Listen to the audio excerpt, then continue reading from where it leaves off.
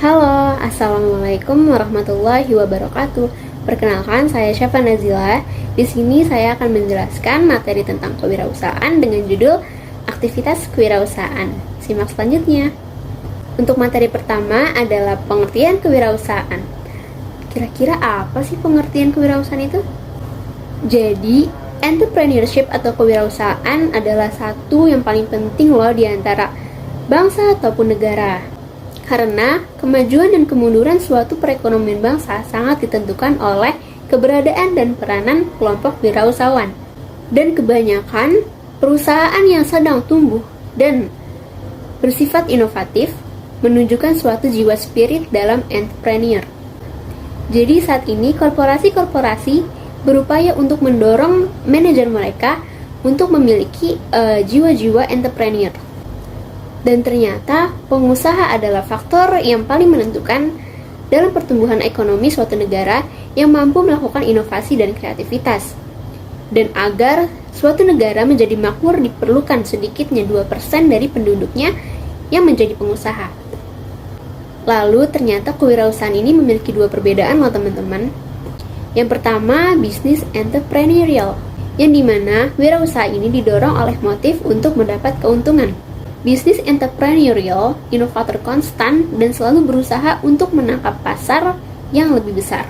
Mereka adalah para individualis perintis yang menciptakan satu usaha demi satu dan satu inovasi demi satu.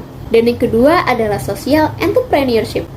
Mereka ini memiliki banyak karakteristik kepribadian yang sama dengan wirausahaan bisnis.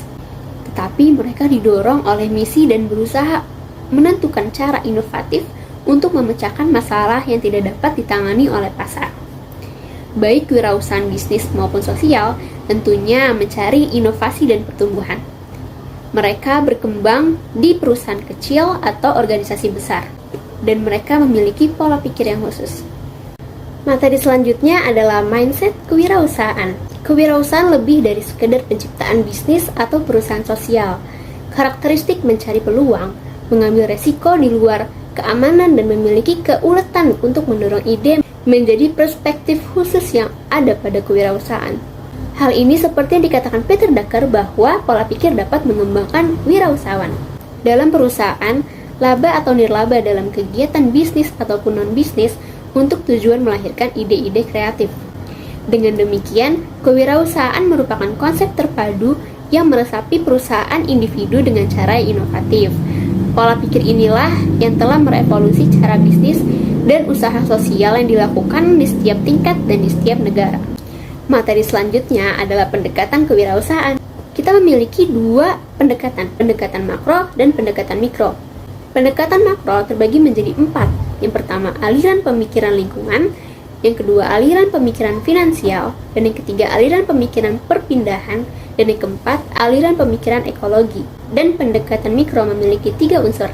Yang pertama, aliran pemikiran kewirausahaan. Dan yang kedua, aliran pemikiran peluang usaha. Dan yang ketiga, aliran pemikiran formulasi strategis.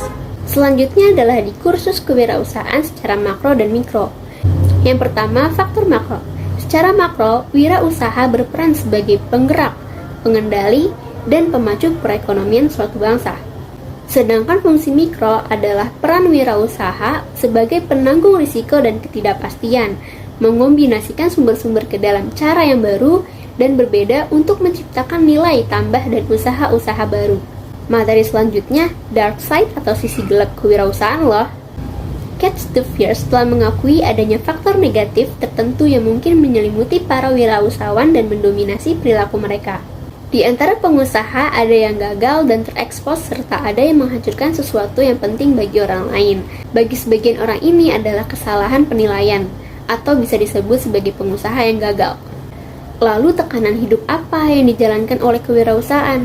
Nah, secara umum, stres kewirausahaan dapat dilihat sebagai fungsi dari perbedaan antara harapan seseorang dan kemampuan untuk memenuhi tuntutan, serta perbedaan antara harapan individu dan kepribadian. Jika seseorang tidak dapat memenuhi tuntutan peran, maka terjadilah stres. Ternyata ada loh teman-teman seorang wirausaha yang egois. Maka dari itu terdapat 4 poin karakteristik yang memiliki implikasi destruktif bagi pengusaha. Yang pertama, kebutuhan yang berlebihan untuk dikontrol. Yang kedua, rasa tidak percaya. Dan yang ketiga, melebihi keinginan untuk sukses. Dan yang keempat, optimisme yang tidak realistis. Maka harus ada dong motivasi dalam kewirausahaan. Salah satu hal yang ditakuti oleh wirausaha adalah takut. Entah takut gagal ataupun takut mencoba. Rasa takut yang dialami seorang wirausahawan memiliki cita rasa tersendiri. Dan selanjutnya adalah etika kewirausahaan. Etika kewirausahaan dapat diartikan sebagai adat sopan santun, adat kebiasaan, dan aturan-aturan yang berlaku di lingkungan kewirausahaan. Banyak seorang wirausaha mengabaikan betapa pentingnya etika di dalam mendirikan suatu bisnis. Karena mereka berpikir dengan kemampuan yang mereka miliki, serta modal yang sangat besar, suatu usaha dengan mudah didirikannya. Padahal enggak loh. Oleh karena itu, seorang wirausaha harus memiliki, pertama, budi pekerti yang baik, yang kedua, rasa sopan santun di dalam segi kegiatan wirausaha, dan yang ketiga, tata krama di dalam tindakan dan perbuatan kewirausahaan. Yang keempat, memiliki rasa tanggung jawab pada usahanya. Dan yang kelima, bersikap jujur dan benar sesuai dengan profesi usahanya. Oke teman-teman, mungkin segitu saja yang dapat saya sampaikan. Jadi kesimpulan dari materi kali ini adalah, jika kita ingin memiliki suatu usaha, maka kita harus berusaha, kreatif, inovatif, dan komitmen. Dan jangan lupa disertai doa ya.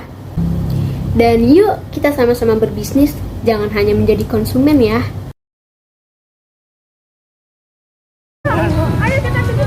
Bang, berapaan satunya? 10 ya? 10 boleh. Mau deh, mau dong bang. Wah. Berapa? Berapa aja? Nih, 4, 3 1, 2, 3, 4, 5, 6. 6. 10.000 kan?